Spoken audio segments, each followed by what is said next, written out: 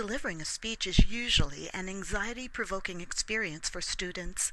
Even if they've carefully prepared an effective outline, they still worry about presenting the speech. Obviously, one of the best ways to ensure good speech delivery is to practice. Students come to the lab to use the whisper room and record themselves delivering the speech, or they may want to give the speech directly to you. Either way, they often ask for feedback. They want to know how they did, and they also want to know how they can do better. So, how can you help a student improve their speech delivery?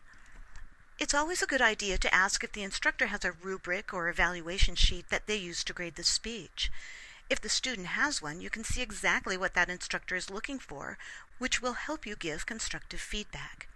If they don't, you can still help them by knowing what constitutes good speech delivery. You're looking at both what they say, which is content, and how they say it, which is delivery. Here are some things to look for in content. In the introduction, does their opening statement grab your attention? Are they showing the relevance of this topic to their audience?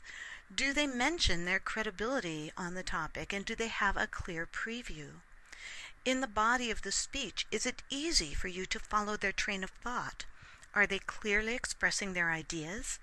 If it's a persuasive speech, are their arguments clear and understandable? Can you tell what their main points are? What about their supporting material or evidence? Do you hear any sources cited? And are they using transitions to move between points? And in the conclusion, do they summarize or restate the central idea? Is their closing statement effective and solid?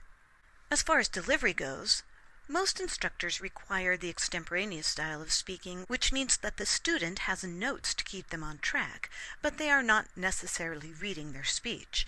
On the other hand, they shouldn't have to memorize it either.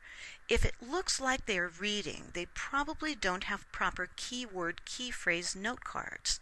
They've put too much information in them, or they may be reading straight from their outline. In either case, you need to have them create good speaking notes. Even if they're not reading, however, they might need to have better eye contact. A good ratio is 75% of the time they should be looking at the audience, and 25% of the time they can look down at their cards.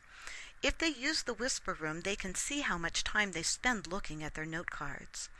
Any body movements or gestures they use should be natural and in keeping with the information they're providing in their speech.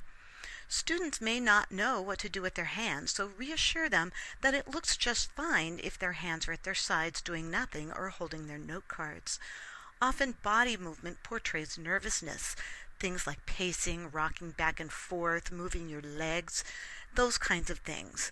And it can also portray unprofessionalism, as when they are leaning on things or tapping on the podium. Always time the student's speech. Have them give the speech several times so that they always have an average time. The speech that is consistently too long or too short needs editing. Remember, you're not Simon Cowell, and this isn't American Idol. Your job here is to provide them with information that is going to help them when they actually deliver the speech in class. The best method of providing feedback is by using the sandwich method, in which you sandwich any negative comments in areas which need improvement in between positive comments about things they are already doing well. Here's an example. Start with a positive comment about their speech. As an example, I really like your visual aid.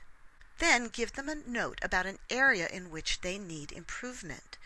So, you've said you like their visual aid, and now you can say, I noticed that you were looking at the visual aid the entire time you were talking about it.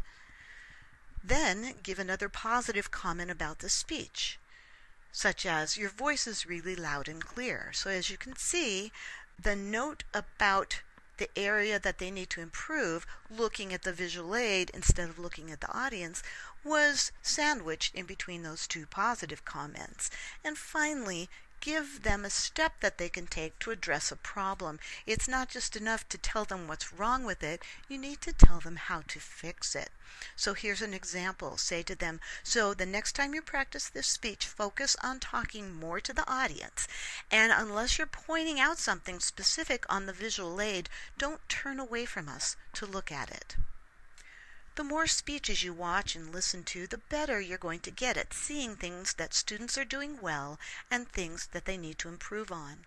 Remember the sandwich method of providing effective feedback, and your tutees will walk out feeling more confident in their abilities.